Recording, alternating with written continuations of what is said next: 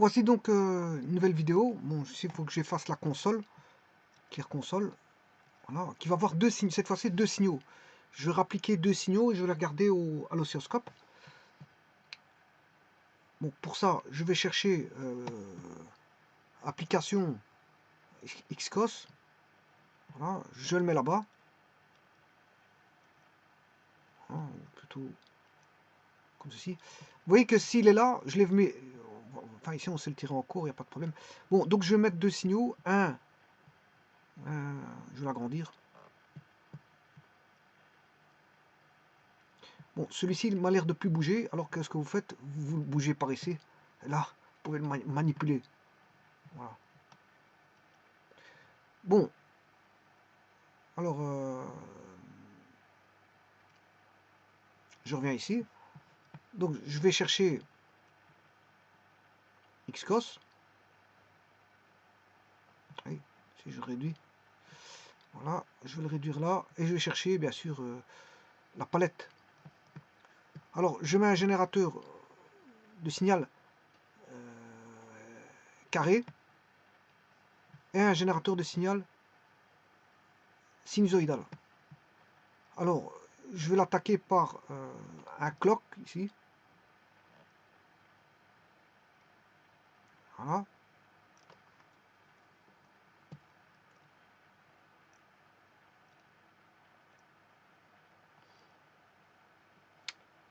Et je vais mettre un oscilloscope à deux entrées.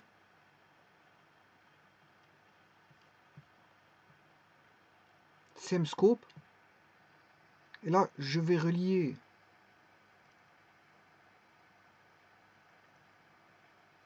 celui-là.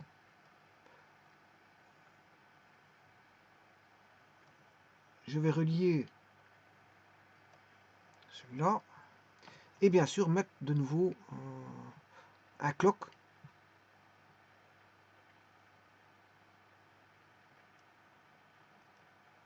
Voilà. Alors, sachez qu'on peut, si je vais sur la gauche, je peux manipuler pour aller à gauche, à droite, avec les flèches droite, flèche haut. Voilà, je peux monter, descendre l'ascenseur, aller à droite. Voilà. Et si je vais sur, ça c'est dans la palette. Si je sors dans la palette, que je vais dans le fichier Xcos, là, ici, là, je peux faire la même chose. Hein. Je peux tirer, voilà, je tire avec la droite, par exemple. Voilà, je tire avec la droite. Je tire vers le bas. Voilà. Et ainsi de suite. Bon. Là, je ne vais pas trop toucher. Donc, c'est pour vous montrer qu'on peut manipuler. Voilà. Maintenant, le tout, c'est de... si je lance la simulation... Oh, c'est pas beau, hein. Qu'est-ce qui se passe? Enfin, c'est pas une question d'être beau, c'est pas une question voilà, d'être beau, pas beau. Mais en tout cas, le signal, il n'est pas convenable, en tout cas pour le signal carré. Alors, je vais arranger ça. Le signal sinusoïdal, je vais mettre une amplitude de 2 volts. Voilà, c'est déjà ça. Alors, je lance la simulation. Vous voyez que j'ai 2 volts maintenant. Alors, pour le générateur, je vais mettre une amplitude de 0,7 volts. Voilà, je lance la simulation. Tout s'est réduit, on a 0,7 volts. Alors, maintenant, je vais programmer voilà, comment est-ce qu'on appelle ça? Le clock. Le clock block diagramme, bon, je vais mettre une période de 2 sur le signal carré et je vais commencer avec une initialisation, un temps d'initialisation de 0,1. Voilà. J'exécute. Voilà, on a ça.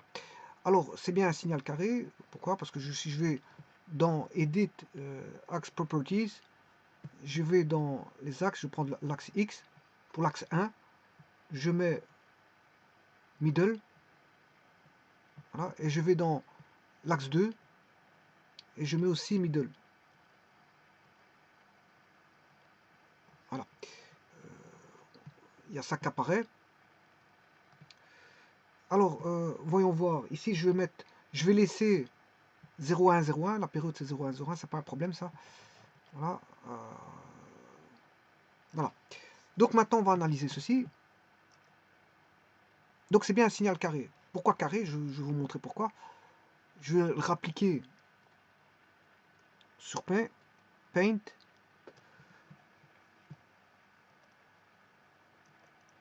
Voilà. Pourquoi est-ce un signal carré? Mais le carré ne signifie pas que vous avez un carré ici, hein, ça n'a rien à voir. Ici, d'ailleurs, vous avez 0, j'ai mis 0,7. Voilà, c'est 0,7. Et là, j'ai mis 2. Voilà, c'est une période de 2. Alors, quand vous mettez 2, ben, c'est 2 là et 2 là. Alors, qu'est-ce que c'est que ce 2 là?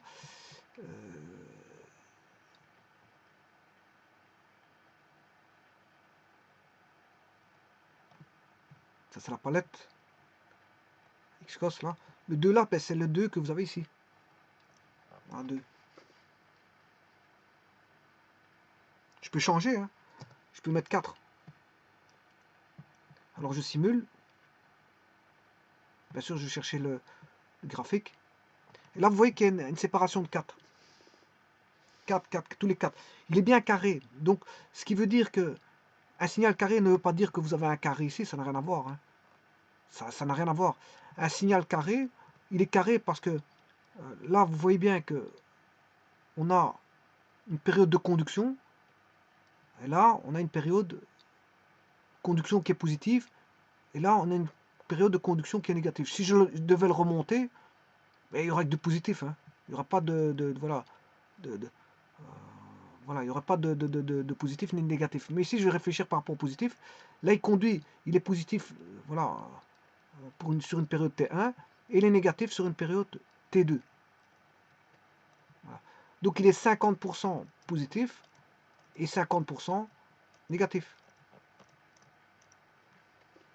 Et donc là, on va dire qu'il est bien carré. C'est pas voilà, c'est par rapport à la conduction là, par rapport à ça. Si vous voulez, c'est ça par rapport à ça. Et là, il y a 50% de conduction là positive par rapport au négatif. Donc, on a bien fait un signal carré, mais ça n'a rien à voir avec la hauteur, parce qu'en vérité, on n'a pas un carré. Hein. Là, c'est 0,7 fois 2. Voilà, c'est pas un carré. Hein. Voilà, c'est pas ça un carré. Donc, c'est bien un signal carré, parce qu'il conduit 50% positif, 50% négatif. Le temps de conduction positif est égal au temps de conduction négatif. Bon, et alors on peut avoir un signal carré qui est comme ceci, par exemple. Voilà, ceci, voilà, là, là, là, comme ceci.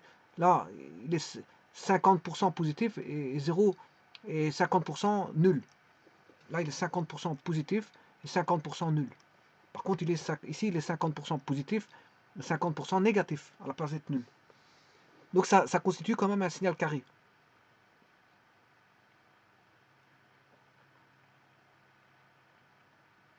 Dans un cas comme ceci, on parle de rapport cyclique. Hein. Le rapport cyclique, c'est alpha, c'est T1 sur T1 plus T2. Et T1 est le temps de conduction. Il conduit de là à là. Et il ne conduit pas de là à là. Et la somme des deux fait T1 plus T2. Donc on aura la période T, c'est T1 plus T2. Dans le cas où si on avait un signal voilà, qui repasse par 0. Et donc on peut démontrer que si vous avez 50% sur le temps de conduction 50 de 100%, ben vous avez un rapport cyclique de 1,5. Alpha vaut 1,5. 0,5. Et quand alpha vaut 0,5, on a un signal carré. Dans tout autre cas, il sera un signal rectangulaire. Bon, il y a encore un paramètre que je dois voir, parce que bon, ça c'est le 2. Si j'avais mis 4, on aurait eu 4 là, comme je viens de mettre. Je viens de mettre 4. Voilà, j'ai mis 4. Maintenant, il y a un paramètre que je vais vous montrer, c'est celui-là. Bon, ici j'ai bien mis un paramètre 0,7. Hein. 0,7, ok, on est d'accord. Et là, je vais aller chercher dans le clock. Le temps d'initialisation, je vais mettre à 5. Je simule. Voilà. Temps d'initialisation 5, mais voilà, pour expliquer ça, il faut que je vous explique ça comme ça. Je vais vous montrer.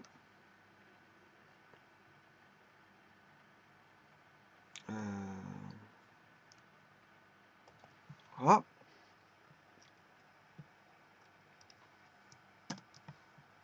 Eh bien, j'ai programmé ceci égal à 5. Comme on a un signal carré,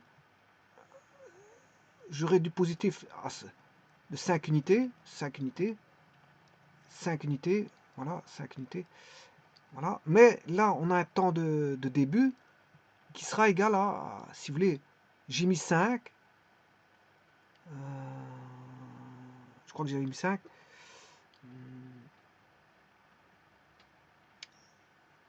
je sais pas combien est-ce que j'ai mis,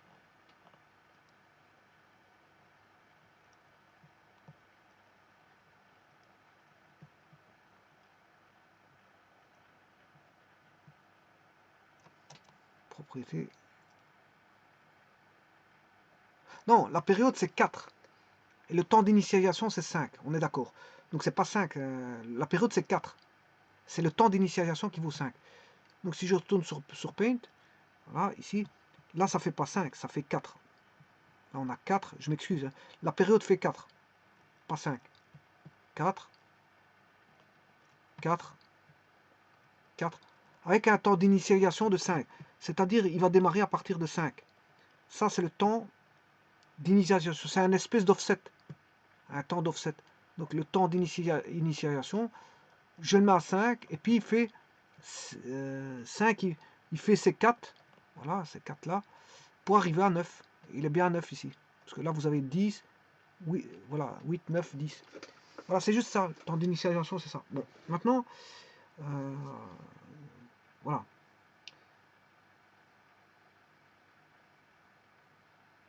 Bon, alors si vous voulez, si je réduis le 4, je mets un dixième, vous allez avoir un dixième ici. Là, à ce moment, vous avez un signal qui est un espèce de signal qui fait comme ceci. Un dixième, on aura un signal comme ceci. Donc,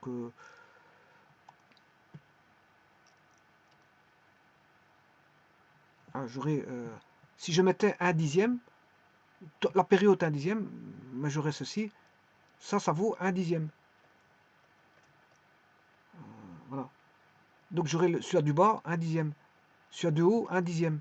Celui du bas, un dixième. Celui du haut, un dixième.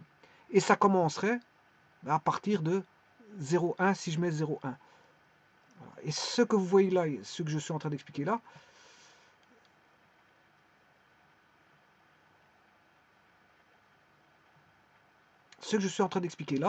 mais c'est ce que vous avez là, dans le Scilab Control.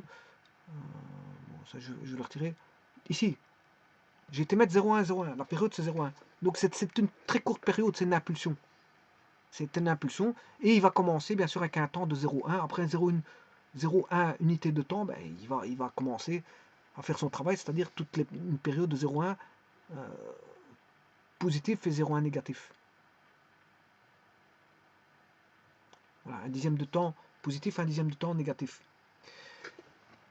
Donc c'est un espèce de, voilà, de signal qui fait comme ceci. Voilà. Alors, maintenant, je peux changer ça. Hein.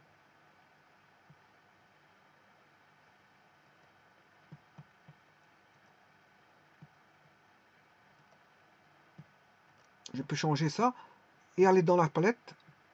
Je vais dans la palette. Et je vais rechercher. Bon, je vais rechercher un clock à la place. Bon. Je vais effacer ça. Delete.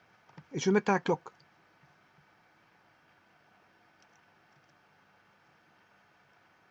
Voilà, ça, je mets un clock. Je m'excuse. C'est un échantillon. Un échantillon. Alors, vous le connaissez parce que j'ai déjà été faire la vidéo là-dessus. Hein. Qu'est-ce que j'avais fait? Si vous voulez voir le clock, je le ferai après.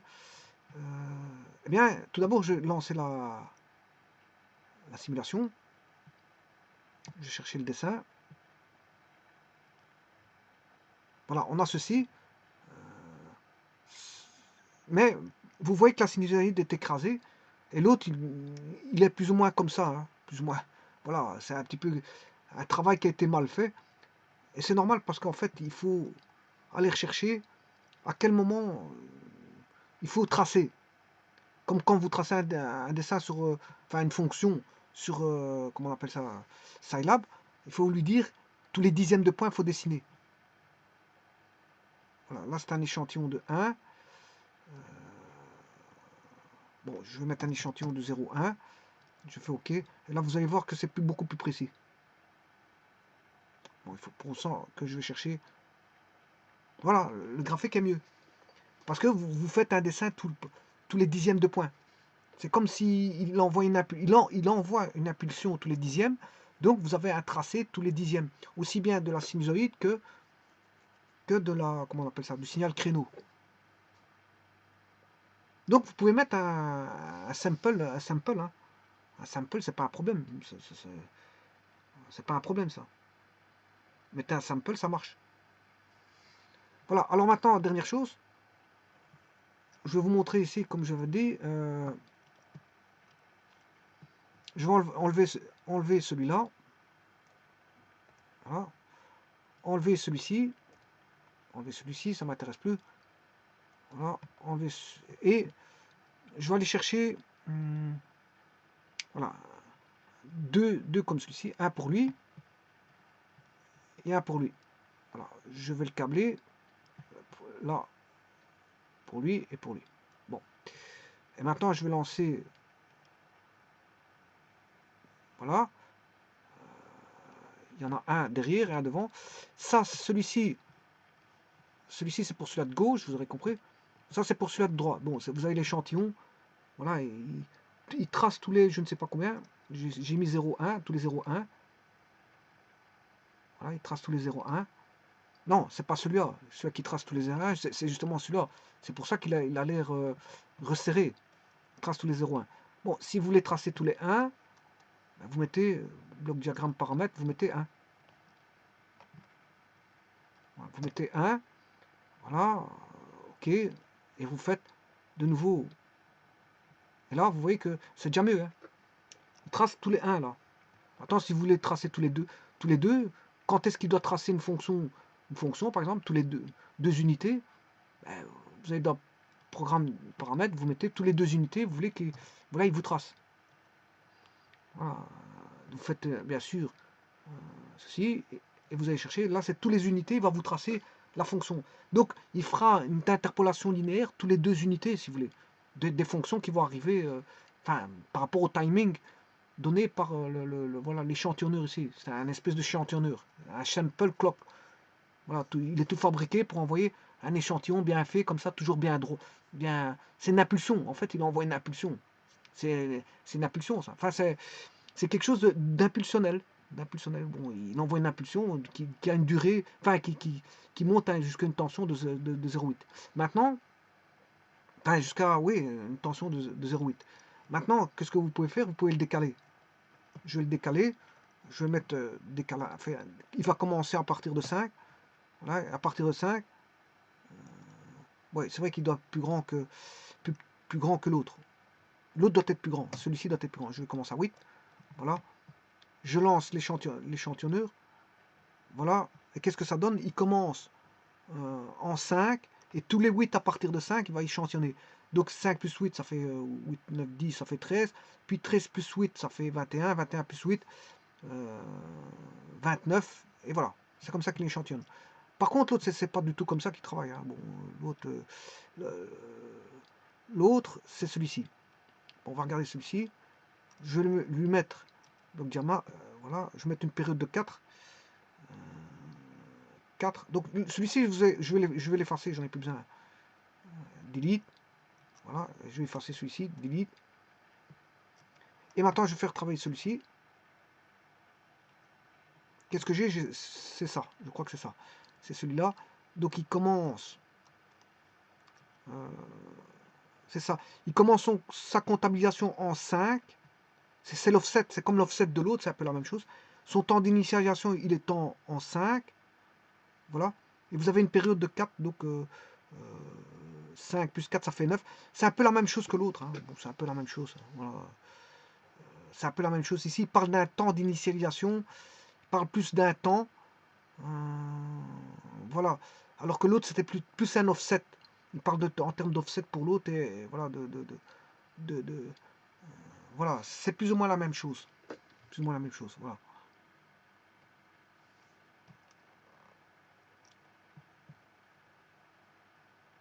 C'est plus ou moins la même chose. Je vous remercie.